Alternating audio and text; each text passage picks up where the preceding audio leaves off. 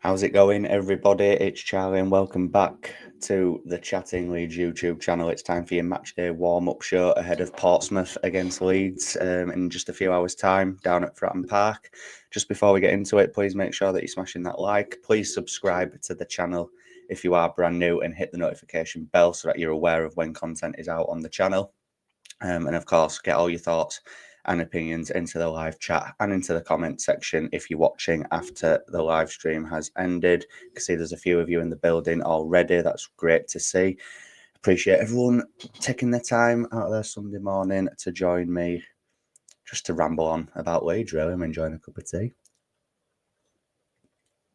Oh, lovely stuff. Right, so see who's in the comments. Edward's in the building. I'm nervous about the game. Don't be nervous, mate. Don't be nervous. Do not be nervous. My mate Luke's in the building. A bit uneasy, mate. Why?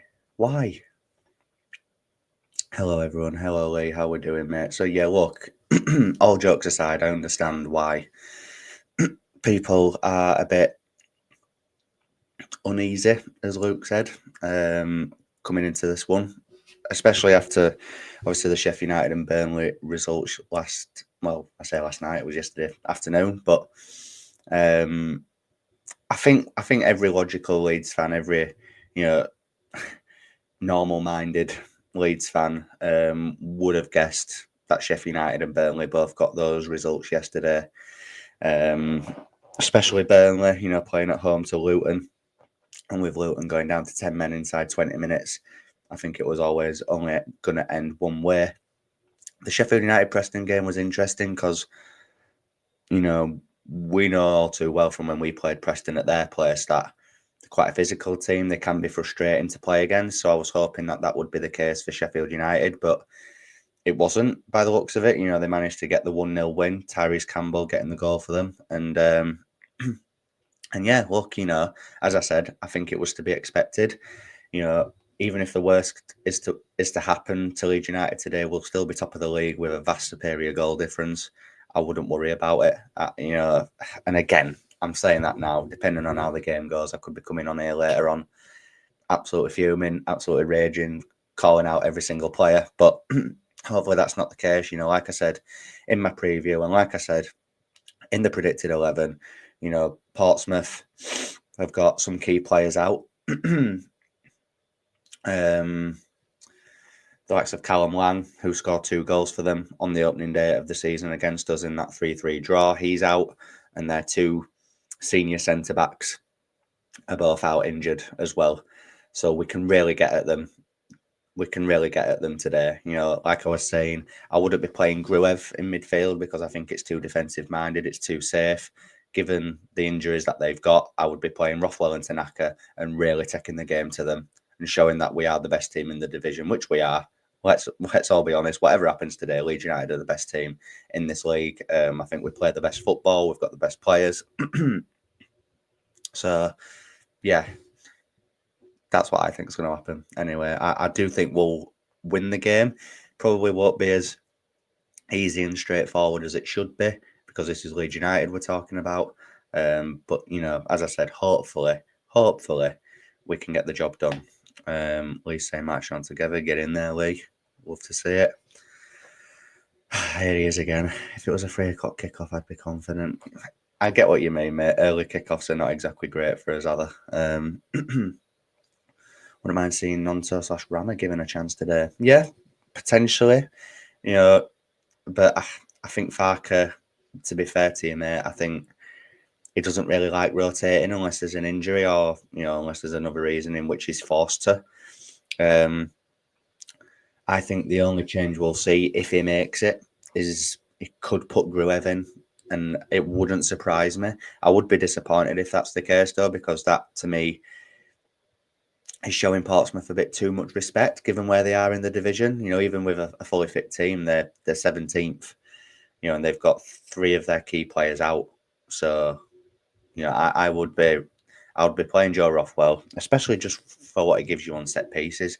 I mean, Ilya Gruev, bless him. I remember that Sunderland game. He took about 4 or 5 corners, free kicks. Awful. just an awful set piece taker. And at least with Rothwell, you saw that when he came on against Sunderland, 2 set pieces, 2 goals.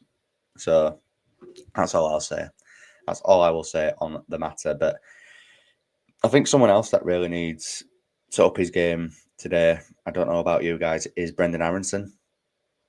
I feel like since the turn of the year, he's not been as good. I feel like he was really on the redemption arc in the first part of the season. He was scoring goals, he was getting assists. Yeah, he was still a bit frustrating to watch, but the numbers were backing him up in terms of him keeping his place in the team. Of late, I think he scored 1 goal since the turn of the year. And that was in the 7-0 Cardiff win, which nearly everyone scored in, let's be honest. So, but yeah, just his all-round play. I think he's getting bodied off of the ball way too easily. You know, in that Sheffield United game, I thought Vinny Souza for them absolutely pocketed him. So yeah, look, it is frustrating, but I think he will go with Aronson. The change, which I think could make sense, is dropping Joel Perreault into the number 10. And playing Joseph up top. Now, I'll be honest, I'm not Joseph's biggest fan this season. I just don't think he's it going forward. And I think if we get promoted, which I think we will, I think Joseph would very, very much benefit from a loan move to the Championship next season, where he's going to be playing week in, week out, maybe like a mid-table team where there's not a lot of expectation, you know, because to throw how old is he? 21-year-old, you know, very inexperienced striker into the first team in a team that's trying to get promotion. It's a lot to ask of him. And I do sympathise with him on that. But because the fans are so set on getting promoted, the club needs to get promoted from a business standpoint. I think that's why we've seen a change of the guard in terms of Joel Perreault playing. And I think we can all agree Joel Perreault is the best finisher at the club.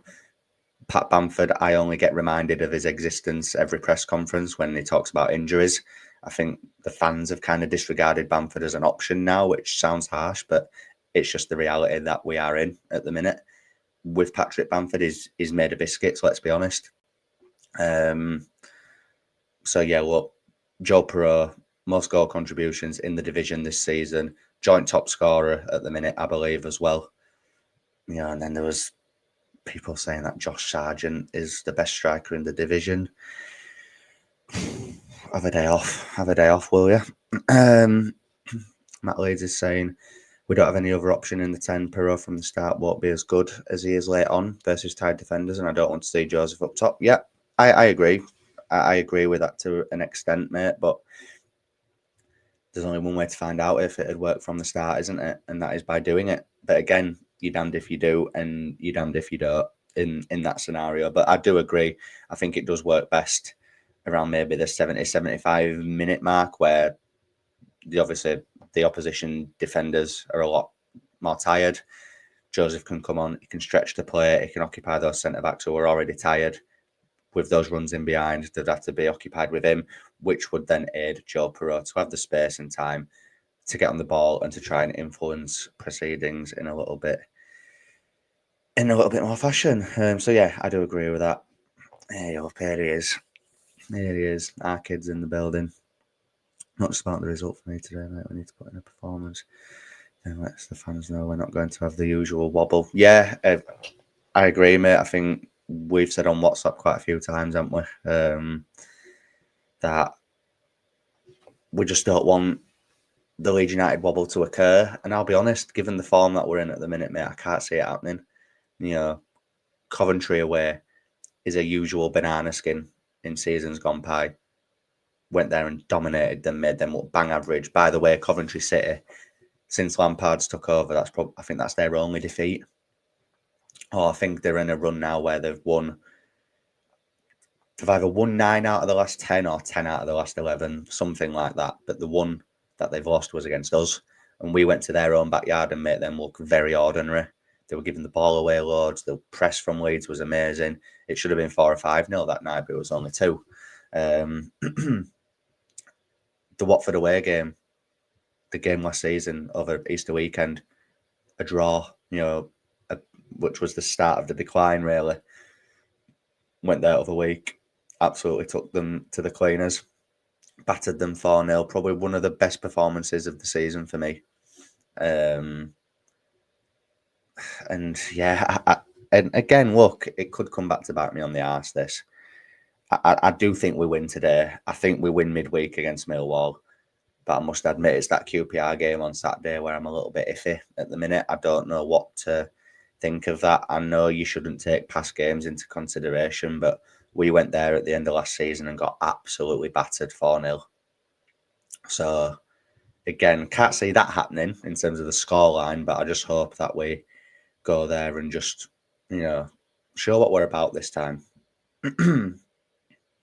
Sorry, my throat is absolutely... Just let me...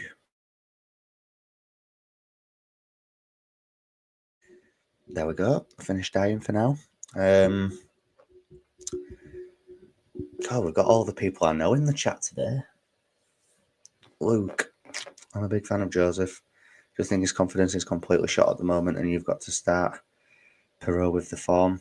He's in. Yeah, absolutely. Now, Luke is one of my mates, and Michael is my cousin. Michael absolutely despises Mateo Joseph, so you two can have a little argument in the group chat there. But no, I'm only joking, mate. I know you don't despise him, but when you say you're a big fan of Joseph, I mean, what part of his game are you a big fan of? Because I've always said this, and I do stand by it, a striker is judged on scoring goals. How many goals has he scored this season? Is it 3? Hull, Sheffield United, Cardiff. The goal at Preston didn't end up going to him, did it? That was an own goal. So is it 3 goals? And even in the cup games where he's been given his opportunity to stake a claim to Daniel Farker, he's not performed. He's not performed, and yeah, I think you mean his runs in behind there, mate. But yeah, his runs in behind, yeah, absolutely. He does make those runs. He does occupy defenders, but at the end of the day, he's meant to be a striker and he's meant to score goals. The amount of opportunities that we've seen from him this season where he's flapped it, I'm thinking the Burnley game at home, in literally the opening minute of the game, if he scores that could be a completely different outcome in that game. Sheffield United at Bramall Lane the other week blazed it over the bar. I know it didn't really matter in the end. I can think of countless other opportunities where he should have scored, or his touch hasn't been there, his pass, his final ball. But again, it's nothing on him. Like I said earlier, we can't be relying on a young, inexperienced striker in a Leeds United side that is trying to get promoted to the Premier League. You just can't. You cannot afford to put everything on him. And I do sympathise with him in that way, because I feel like that's where the majority of the criticism's coming from. It's from a place of, we need to go up. Like, we can't take any chances. If we were mid-table in the Championship and we didn't have anything to play for, and we were a Bristol City, a Preston, a team where you just know they're not going to go down, but they're not going to go up, I think we'd be fine with playing Joseph and to see him develop in that way. But again, we're trying to get promoted here. Financially, business point of view, we need to go up. So we can't be relying on Joseph. I'm not saying there isn't a player in there, because there definitely is. There definitely is a player in there, and he's got potential. We saw it last season at Chelsea away, especially, what he can bring to the team. But I just think Joel Perot at the minute, given the goals that we're trying to meet this season, he has to be the number 9. It's plain and simple. But I do agree with what Matt said earlier in terms of Perot dropping into the 10 and Joseph coming on later in games around the 70-75 minute mark, even 60-minute mark, even give him half an hour when the defenders are more tired. I think starting games, the more I think about it, Matt makes a good point, it maybe wouldn't have the desired effect, because everyone's starting with fresh legs. So, like I said, you're damned if you do, you're damned if you don't. Runs in behind and occupying the centre halves in some situation. I think he's done good with his back to goals. Yeah, absolutely, mate. Absolutely. I do agree with you there. I do. But he needs to be scoring goals. Yeah, I'm not writing him off, mate. Absolutely not. I'm definitely not. I'm definitely not. I just want to get promoted. I just want to get promoted. I'm not taking any chances. Matt's back again. To be fair, the criticism also comes from the start of the season when people were saying he was going to score 20 plus goals. Yeah, and I'll be honest, mate, I was part of that bandwagon. I saw him in pre-season. I saw him, just in pre-season. He was scoring goals. The game against Valencia at Ellen Road, he played well and he scored as well. And everyone thought it was going to be his breakout season. I was saying to mates and that he'd be the top scorer in the division, not just Leeds' top scorer in the division. How wrong was we?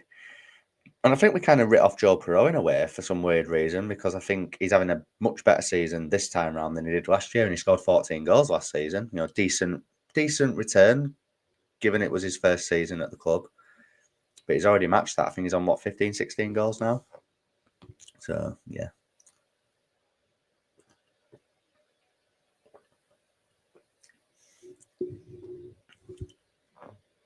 But, yeah, you know, it is a tough one, isn't it, with Joseph? Because I'm not saying he's a bad player, and I'm not writing him off. But like I said, if we were a different sort of club in the Championship, that we're never going to go down, we're never going to go up, we're just there to exist, I think we'd be fine with seeing him develop and playing more minutes. But it's so vital that we go up. And I think we will. But like I said earlier, I think Joseph would definitely benefit from a loan move next season. If we get promoted, I would not be having Mateo Joseph in our Premier League squad. I really wouldn't. Not yet, anyway. He would need to develop loads and loads. Well, Perreault's improved his all-round game, and when we go up, he's a perfect backup. Yeah, exactly. I think Perreault would be a good squad player in the Premier League. I wouldn't be starting him, but in the Premier League, he would be good to come off the bench and get the odd goal. He really would. Perreault looked dodgy as out last season, though I'd argue this season he actually passes the eye test. He was quite iffy last season. He was more frustrating to watch last season. Don't get me wrong, there's times this season when he's been frustrating to watch, but I'm not comparing him to Erling Haaland, by the way. I'm not. But I remember when everyone used to say Haaland at City, he'd touch the ball twice in the game and he'd score a goal. I don't really mind if Perreault does that as well, you know, if he's that anonymous, but then he's in the box at the right time to put the ball in the onion bag. Who cares? I don't. As long as he's scoring goals, I do not care in the slightest. I really do not care. But like I say, guys, just moving aside from the Perreault Joseph debate, you know, I'm just going to have a look at the league table. So obviously we are now level on points with Sheffield United, both on 76, Burnley on 74. And if you want to count Sunderland in it, then Sunderland are on 68. So Sunderland are not part of this conversation now. You know, they're 6 points behind Burnley. So let's just rule them out. If we win today, obviously it'll just be as you were. You know, we'll be 3 points clear of Sheffield United, 5 points clear of Burnley in the playoffs. But if you look at the midweek fixtures, so do they both play on? Yeah, so Sheffield United and Burnley both play on Tuesday, and we play on Wednesday. Shock. Burnley are at home to West Brom.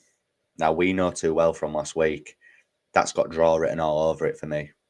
If I was a betting man, I would be betting on a draw there. And Sheffield United are at home to Bristol City, who are not in bad form themselves, 7th in the division, fighting for playoffs. That could be a hard game. I wouldn't be surprised if they were both draws.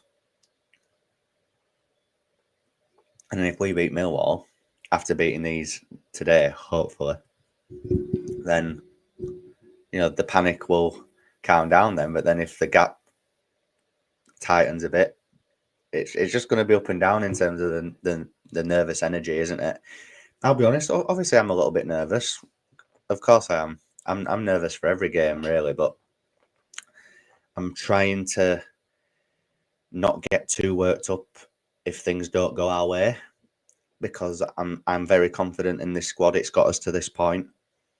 The the wins against Sunderland and Sheffield United show me that we have got a different mentality this season, so that if things do go wrong, I'm confident we'll bounce back.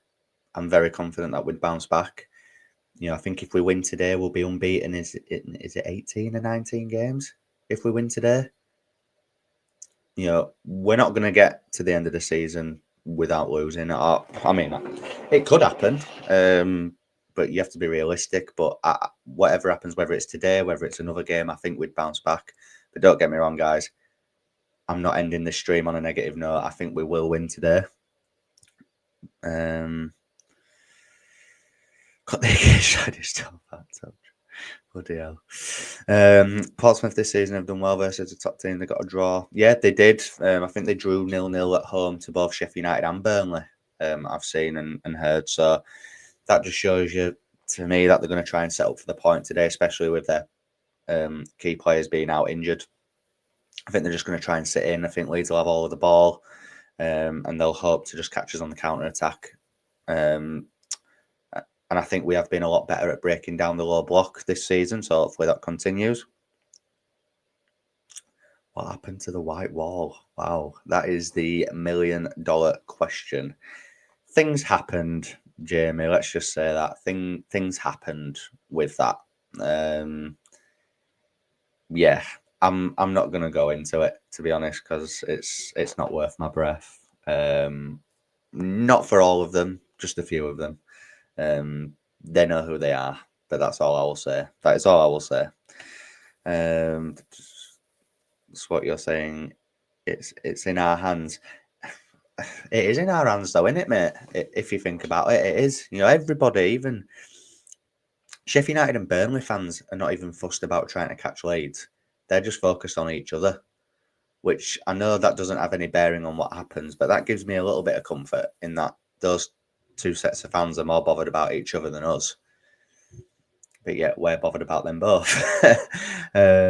So yeah, look, there's going to be twists and turns. If we don't win the league, we don't win the league. As long as we're in the top two, really doesn't matter to me. And I mean that as well. Obviously, if we win the league, I'll be delighted, and I do think we will win the league. But yeah.